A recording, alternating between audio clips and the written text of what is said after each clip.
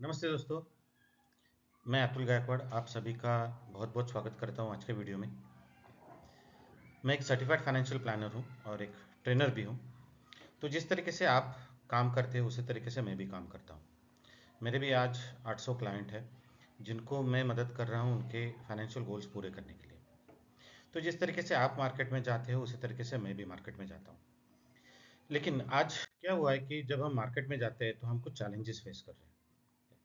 तो हो सकता है इनमें से कुछ चैलेंजेस आप फेस कर रहे होंगे या सारे ही चैलेंजेस बन के आपके सामने आ रहे होंगे। तो एक चैलेंज जो आता है वो ये है कि क्लाइंट को चाहिए हायर रिटर्न्स। लोगों को ज़्यादा रिटर्न चाहिए आज, और उसके साथ साथ वो चाहते हैं कि शॉर्ट टर्म इन्वेस्टमेंट हो, मतलब लॉन्ग टर्म कमिटमेंट देने के लिए रेडी नहीं है लोग। तो एक तरफ से हाई रिटर्न चाहिए, दूसरी तरफ से शॉर्ट टर्म इन्वेस्टमेंट चाहिए। इसके साथ साथ लिक्विडिटी भी चाहिए, यानी कि जब मुझे चाहिए तब मुझे पैसा मिलना चाहिए। फिर उसके बाद और एक चैलेंज आता है कि अननेसेसरी कंपैरिजन शुरू हो जाता है कि आप कौन सा प्रोडक्ट दे रहे हो, फिर यहाँ पे क्यों इन्वेस्ट करना है, फिर वहाँ पे क्यों इन्वेस्ट नहीं करना है। ठीक है, ये सारा जिसको हम कहते हैं ना अननेसेसरी कंपैरिजन वहाँ पे शुरू हो जाता है। ठीक है? तो ये हो सकता है आप भी ये चैलेंजेस आज मार्केट में फेस कर रहे हो। अब एक तरफ से ये चैलेंजेस जो हम फेस कर रहे हैं उसका कुछ असर भी हम पे होता है। सो इसका असर अभी आज की तारीख में क्या हो रहा है कि हम डिमोटिवेट हो रहे हैं, क्योंकि मार्केट में जाने के लिए मोटिवेशन ही नहीं है, क्योंकि ये चैलेंजेस हम फेस कर रहे हैं। अब इस डिमोटिवेशन की वजह से क्या हो रहा है कि हम मार्केट से दूर रहने की कोशिश कर रहे हैं। हम मार्केट में ज़्यादा नहीं जा रहे या लोगों से नहीं मिल रहे, क्योंकि हमें लगता है कि जाने के बाद क्या होगा, वही होगा, तो जाने से फ़ायदा क्या है। और दोस्तों, जितना हम मार्केट से दूर रहेंगे उतना ही हमारा बिजनेस लॉस भी हो रहा है। और अगर बिजनेस नहीं हो रहा है तो उसका मतलब ये भी है कि हमारा इनकम लॉस भी हो रहा है। और इसकी वजह से क्या हो रहा है ना कहीं फ्रस्ट्रेशन आ रहा है। तो इस कारण से आज क्या है ना कि ये चैलेंजेस देखने के बाद हम मार्केट में जाना बंद कर रहे हैं, और इसका सीधा सीधा असर हमारे बिजनेस पे हो रहा है, हमारे इनकम पे हो रहा है, और हम पे भी हो रहा है।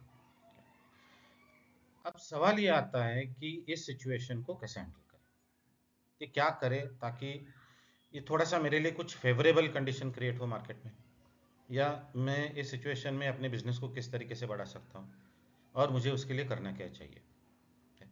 तो आज ये जो वीडियो मैं बना रहा हूँ उसका मकसद यही है कि आज हम इसी बात के ऊपर डिस्कशन करेंगे कि इस सिचुएशन में भी मैं बिजनेस किस तरीके से कर सकता हूँ और अपना बिजनेस किस तरीके से बढ़ा सकता हूँ, और मुझे करना क्या चाहिए। क्योंकि बहुत बार क्या होता है ना कि बहुत बार जब मुझे आपके फ़ोन्स आते हैं तो एक वही कॉमन होता है कि क्या करें। ठीक है, कि क्या करें कि जिसकी वजह से हमारा बिजनेस ग्रो हो। तो आज इस वीडियो में हम इसी टॉपिक पे डिस्कशन करने वाले हैं। लेकिन यहाँ पे जाने से पहले, आगे बात करने से पहले, दो सवाल हमें अपने आप को पूछने पड़ेंगे, और एक है कि क्या मैं मार्केट को बदल सकता हूँ। ठीक है? ये सवाल आप अपने आप को पूछिए कि जो भी प्रेजेंट मार्केट की सिचुएशन है या जो भी चैलेंजेस आ रही है, क्या मैं इसको बंद कर सकता हूँ। तो जाहिर सा आंसर है नहीं, क्योंकि इसका कंट्रोल ना आपके हाथ में है ना मेरे हाथ में है।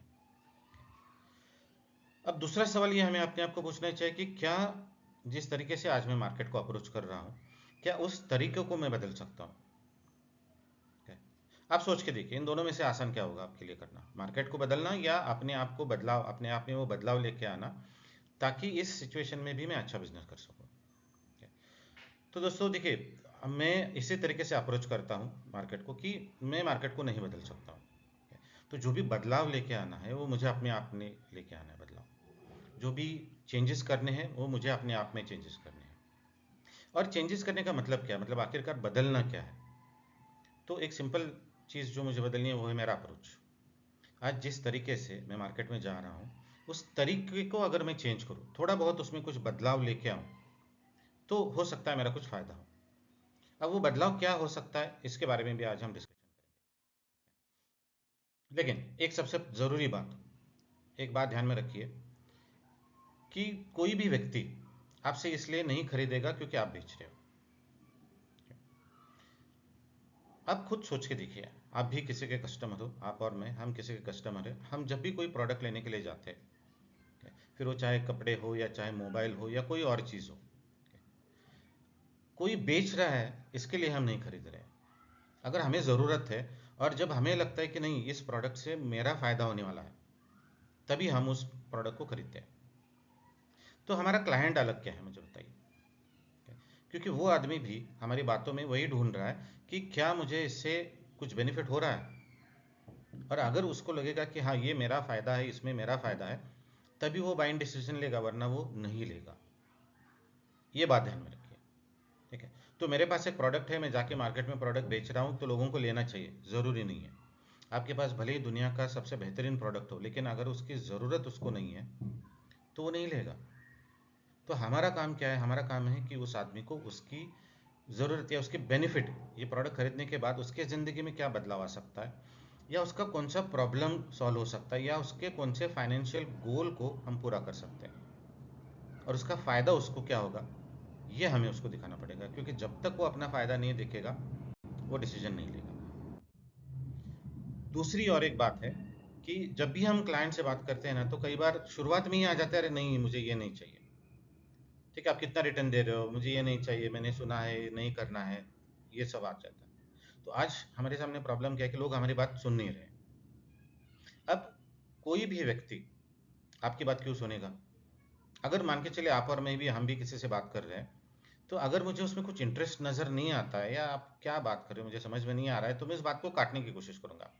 हम भी नॉर्मली वही करते हैं, ठीक है। और ये चाहे फिर हम आप अपने दोस्तों से बात करते हो या अपने फैमिली मेम्बर से बात करते हो, अगर कुछ इंटरेस्ट नहीं है तो हम उस बात को आगे नहीं बढ़ाते, हम उसको कट कर देते हैं। तो लोग आपकी बात को क्यों सुनेंगे? आप ऐसा क्या इंटरेस्टिंग उनको बता रहे हो जो उनको लगता है कि हाँ यार ये मेरे लिए, मुझे सुनना चाहिए, चलिए आगे क्या हो देखते हैं।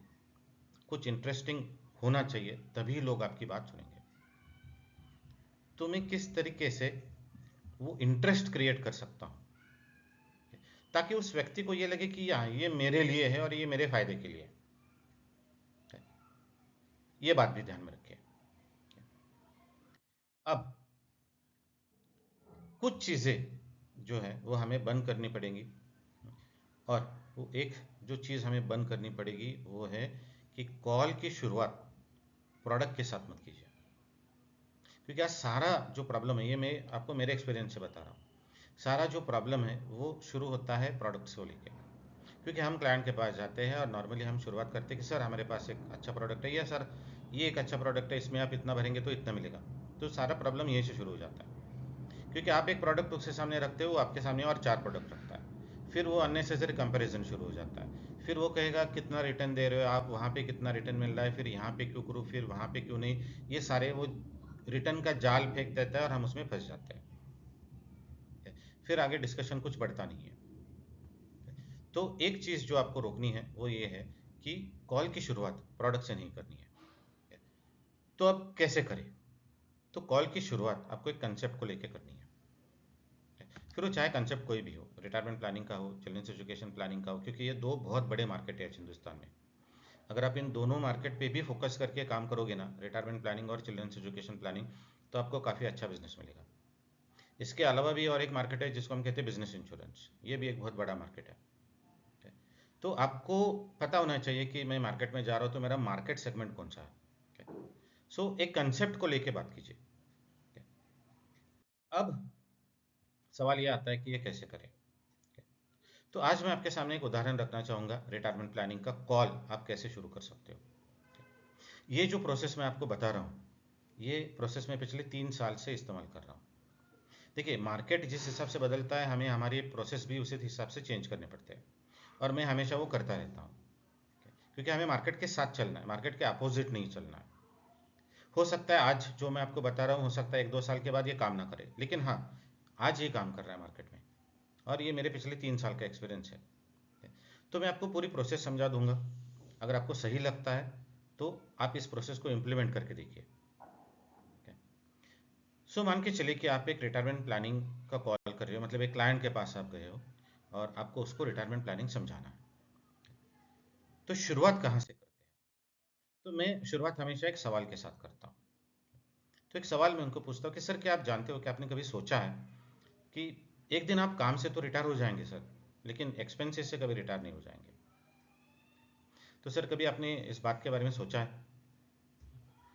अब क्लाइंट उसके ऊपर अपनी कुछ रिएक्शन देता है। अब ये करना क्यों ज़रूरी है? क्योंकि उसको इन्वॉल्व करना है हमें कॉल में। और हमें ये उसको बताना है कि ये आपके लिए है, मेरे लिए नहीं है। तो सर क्या आपने कभी सोचा है कि एक दिन आप रिटायर हो जाएंगे लेकिन आपके खर्चे कभी रिटायर नहीं होंगे? कभी सोचा है सर इसके बारे में?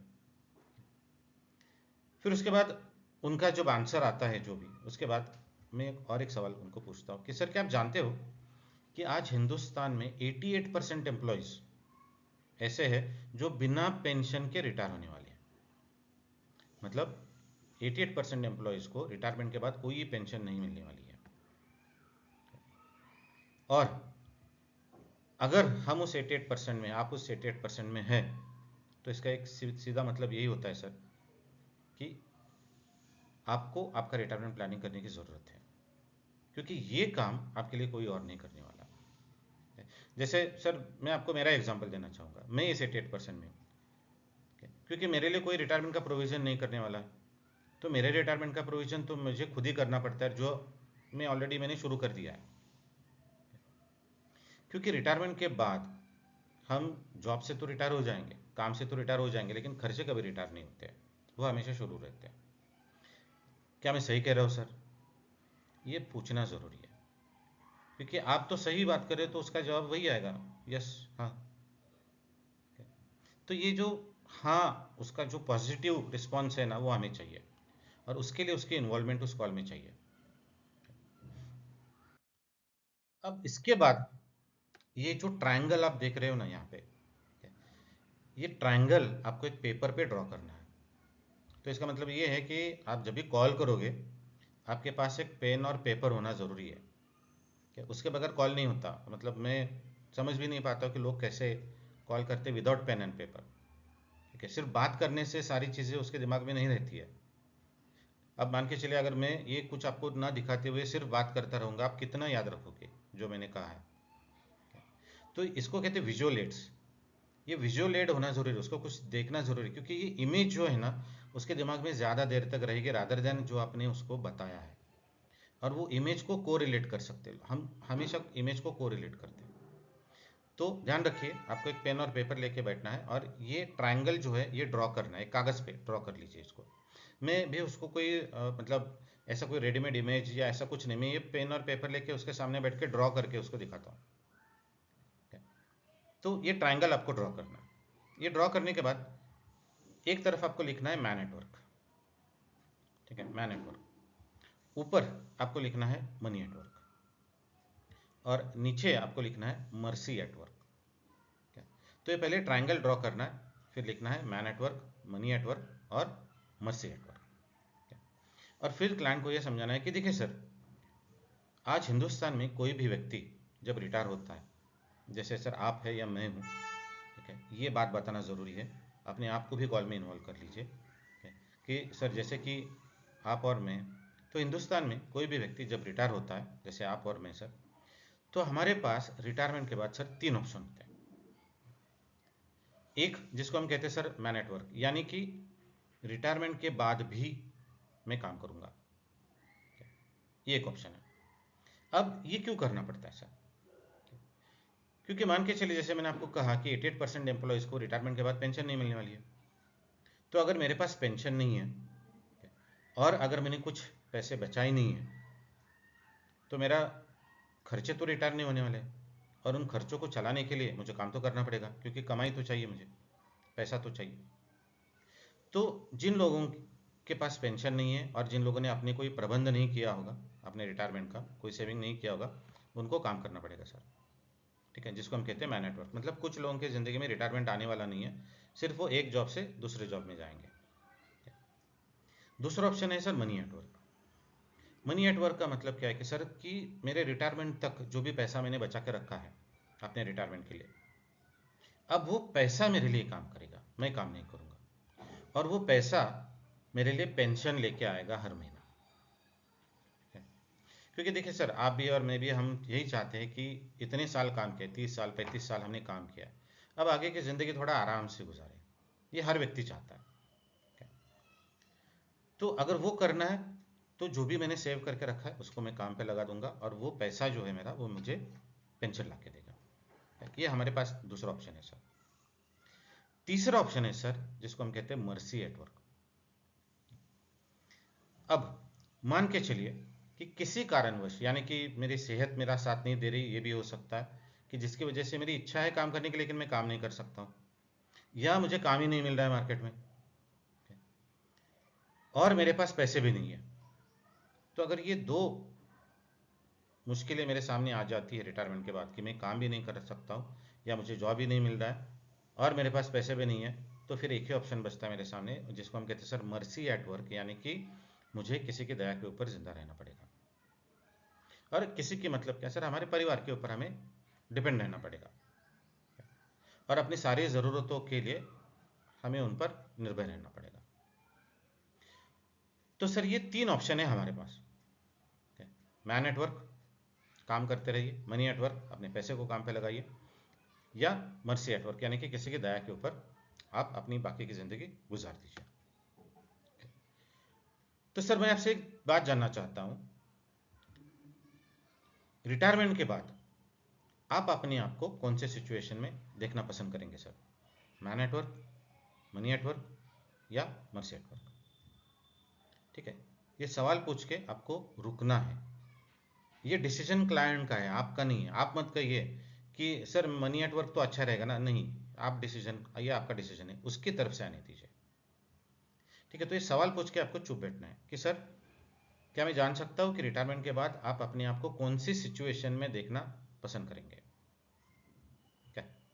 ओके, अब मेरे एक्सपीरियंस के हिसाब से 99% आपको जवाब एक ही मिलेगा, मनी एट वर्क, क्योंकि हम सब वही चाहते हैं, मनी एट वर्क। ठीक है, अगर ये सवाल मैं आपसे भी पूछूंगा आप भी वही कहोगे, मनी एट वर्क, हम चाहते हैं वही। तो 99% आपको जवाब यही मिलेगा, मनी एट वर्क।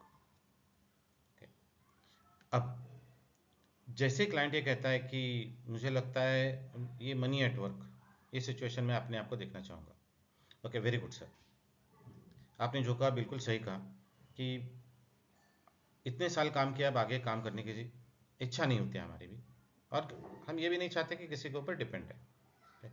और सर मैं भी यही चाहता हूँ और मैं इसी का ही प्लानिंग कर रहा हूँ, मनी एट वर्क। हाँ, ये यहाँ पे हो गया कि उन्होंने कहा, आपने कहा, वेरी गुड सर, आपने बहुत बढ़िया चॉइस किया है। ठीक है, अब इसके बाद हमें क्या करना है, एक छोटी सी एक्टिविटी करनी है, एक छोटा सा कैलकुलेशन करके क्लाइंट को दिखाना है। देखिए होता क्या है कि लोग चाहते हैं कि मनी एट वर्क, ठीक है, कि रिटायरमेंट के बाद मेरा पैसा मेरे लिए काम करे, ये सब लोग चाहते हैं, आप भी चाहते हैं, मैं भी चाहता हूँ, लेकिन हम एक चीज़ भूल जाते हैं। ठीक है, वो क्या है ये मैं आपको दिखाता हूँ। अब यहाँ पे जैसे क्लाइंट कहता है कि मनी एट वर्क, तो आपको उनको अगला सवाल एक पूछना है कि सर मान के चलिए कि अगर आज आप रिटायर हो जाते हो, तो जो भी आपकी प्रेजेंट लाइफस्टाइल है उसको मैनेज करने के लिए आपको आज हर महीने कितनी पेंशन चाहिए होगी सर, दो लोगों के लिए, हस्बैंड वाइफ के लिए?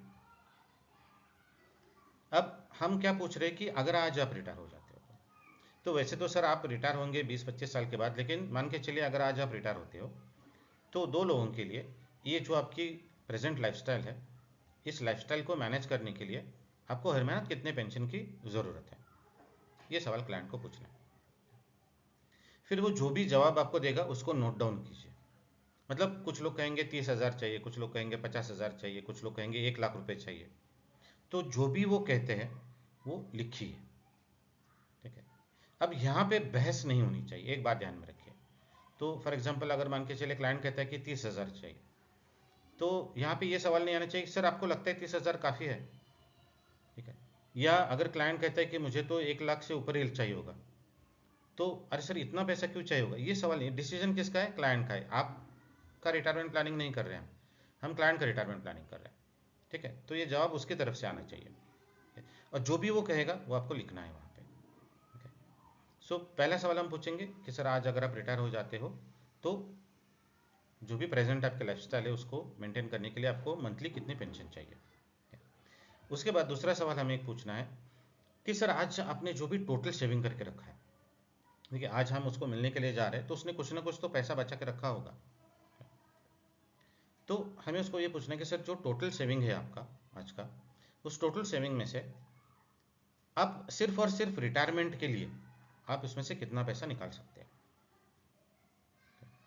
या हम इसी सवाल को दूसरे तरीके से भी पूछ सकते हैं, सर क्या आप मुझे बता सकते हैं आज अपने रिटायरमेंट प्लानिंग के लिए टोटल सेविंग कितना करके रखा है? तो ये दो अमाउंट हमें चाहिए, एक आज रिटायर होंगे तो कितना पेंशन चाहिए, और दूसरा आपने रिटायरमेंट के लिए आज कितना बचा के रखा है। अब एक एग्जांपल लेके देखते हैं। सो फॉर एग्जांपल मान के चले क्लाइंट ने कहा कि मुझे 40,000 रुपये चाहिए पेंशन, मंथली पेंशन मुझे चाहिए 40,000 रुपये, और जो मैंने रिटायरमेंट के लिए बचा के रखा है ना वो 20 लाख रुपए है। यकीन मानिए मेरा जो एक्सपीरियंस है वो ये कहता है कि 50% लोग कहते हैं कि मैंने अभी तक कुछ बचा ही नहीं है, क्योंकि जो भी बचा है मैंने वो तो बच्चों के एजुकेशन के लिए होगा, उनके लिए आगे चाहिए होगा, बाकी की ज़रूरत है उसके लिए चाहिए होगा। ये सिर्फ रिटायरमेंट के लिए सोच के अलग से नहीं बचाया है मैंने। कुछ लोग कहेंगे कि हाँ मेरा वो ईपीएफ जा रहा है उसमें ही कुछ पैसा है, उतना ही है, उसके अलावा कुछ नहीं है। तो मेजरली ये जो अमाउंट है जो मैंने एक उदाहरण के लिए लिखा है 20 लाख रुपए, ये जीरो भी हो सकता है, ये 1 लाख भी हो सकता है, ठीक है, कुछ भी हो सकता है ये अमाउंट। तो चलिए एक उदाहरण के लिए हम मान के चलते कि आज उस व्यक्ति को पेंशन चाहिए 40,000 रुपये की, और उसने जो बचा के रखा है वो 20 लाख रुपए उसने बचा के रखा है। अब हमें कैलकुलेशन करके उसको दिखाना है। अब कैलकुलेशन क्या करना है कि ये जो 20 लाख रुपए है या जो भी अमाउंट वो आपको कहेगा कि ये अमाउंट मैंने रिटायरमेंट के लिए आज सेव की है, उसका 6% निकालना है आपको, ठीक है, 6%। जैसे यहाँ पे 20 लाख का 6% कितना आता है, 1,20,000 रुपये। अब ये 6% क्या है, तो मान के चले कि अगर वो आदमी आज रिटायर हो रहा है और उसके पास 20 लाख रुपए है, तो ये 20 लाख रुपए वो कहीं पे इन्वेस्ट करेगा जिससे उसको पेंशन आएगी हर महीना। अब वो चाहे किसी एन्युटी प्लान में इन्वेस्ट कर सकता है या सिंपल बैंक में एफडी करके रख सकता है। और अगर बैंक उसको 6% का रिटर्न दे रही है, साल का एनुअल 6% रिटर्न दे रही है, तो सबसे पहले हमें ये तो कैलकुलेशन करना पड़ेगा कि कितना उसको मिलेगा। सो 20 लाख जो भी अमाउंट वो क्लाइंट कहेगा उसका 6% निकालिए। सो इस उदाहरण में 20 लाख का 6% यानी कि 1,20,000 रुपये हो गया।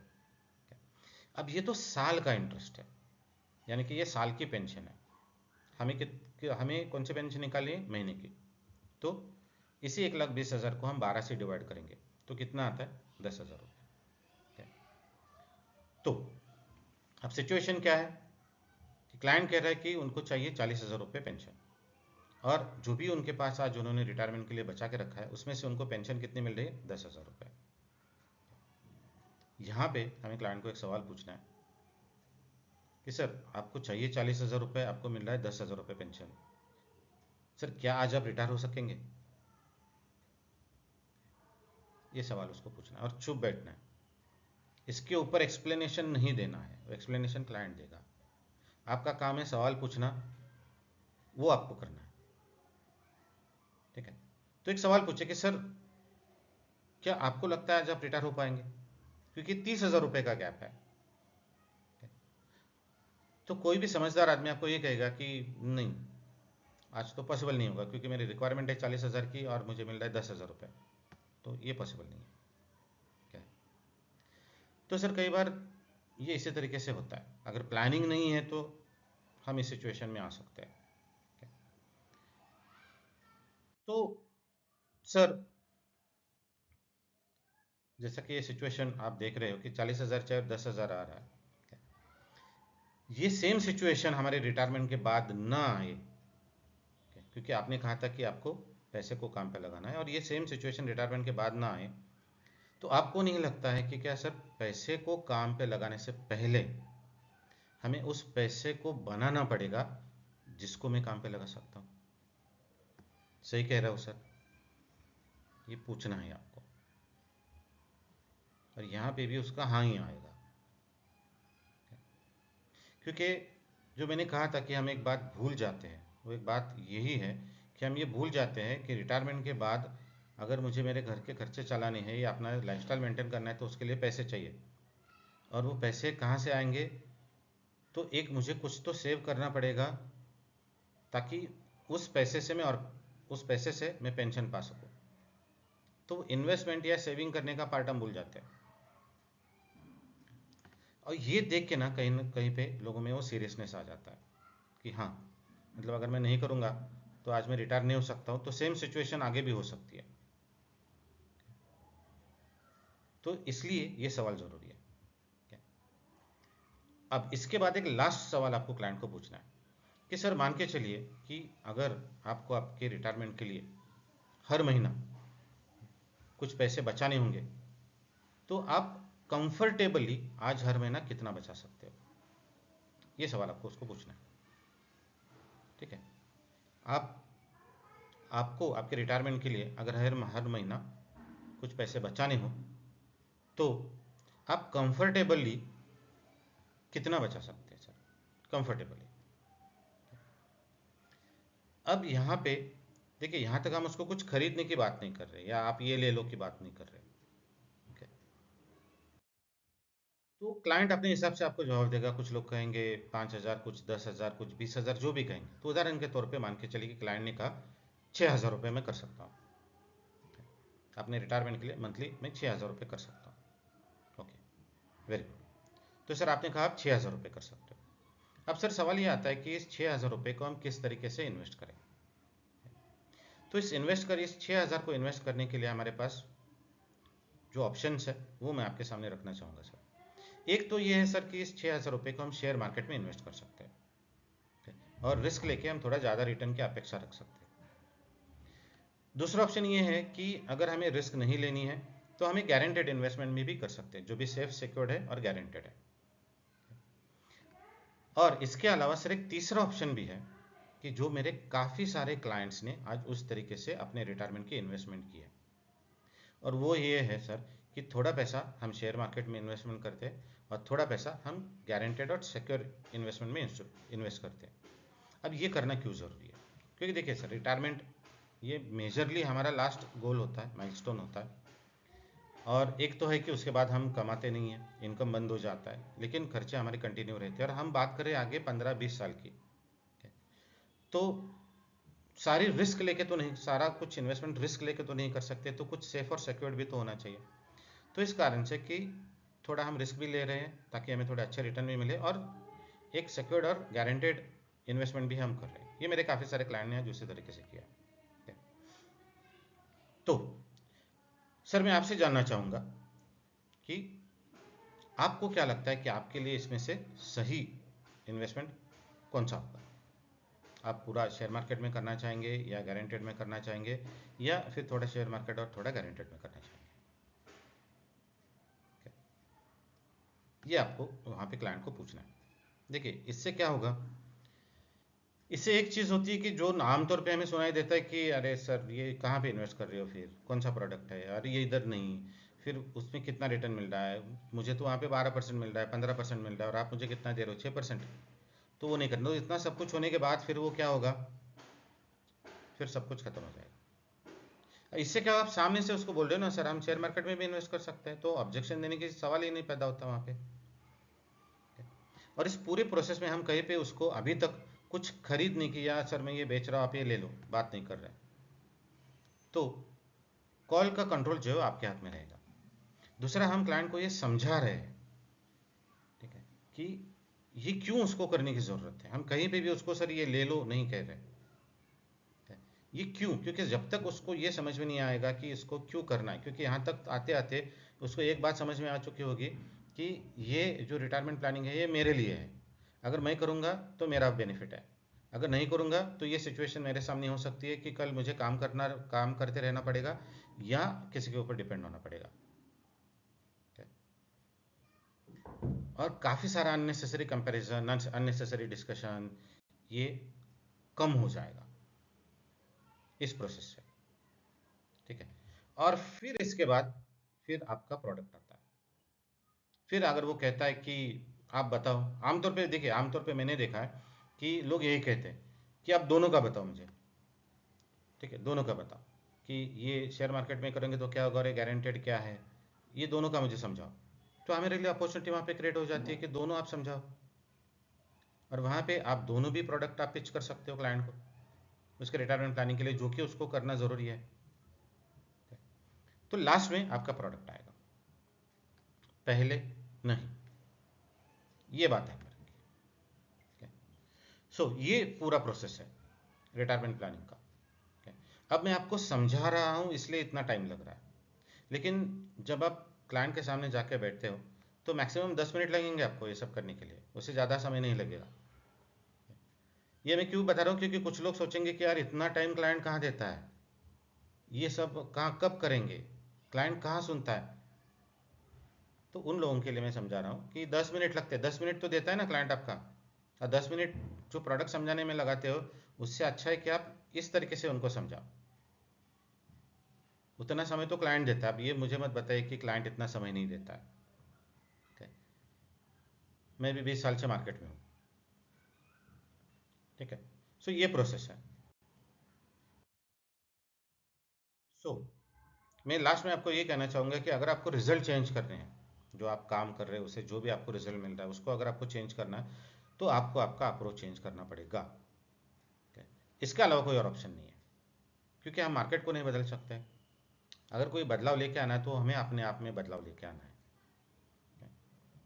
और ये जो प्रोसेस मैंने आज आज आपको बताई है, ये प्रोसेस मैंने आपको कहा, मैं पिछले 3 साल से इस प्रोसेस को फॉलो कर रहा हूँ, मुझे फ़ायदा हुआ है। और मुझे यकीन है कि अगर आप इसी तरीके से जो मैंने आपको समझाया है उसी तरीके से करेंगे आपको भी फ़ायदा होगा, ये मेरा यकीन है।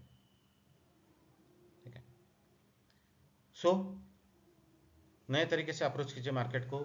मार्केट में चैलेंज है तो उसका सोल्यूशन भी है। ठीक है, ऐसी कोई चीज़ नहीं कि जिसका सोल्यूशन नहीं है। ठीक है? तो जाइए, बाहर जाइए, मिलिए लोगों से, थोड़ा अप्रोच चेंज कीजिए। मार्केट में बिजनेस है, ऐसा नहीं कि मार्केट में बिजनेस नहीं है, सिर्फ हमें लगता है कि नहीं है। ठीक है?